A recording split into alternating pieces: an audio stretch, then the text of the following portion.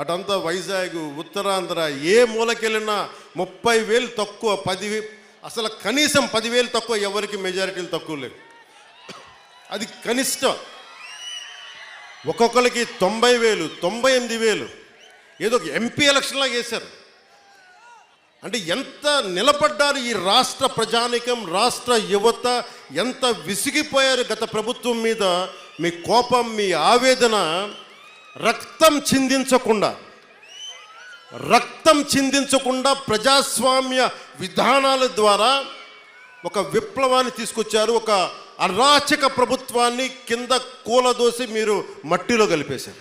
అంటే ప్రజాస్వామ్యం తాలూకా శక్తి, నాయకుల్లో గనక శక్తి సమర్థత ఉంటే అలాంటి 151 స్థానాలున్న ఒక ప్రభుత్వాన్ని, ఒక అరాచక ప్రభుత్వాన్ని 11 స్థానాలకి కుదించారంటే ప్రజాస్వామ్యం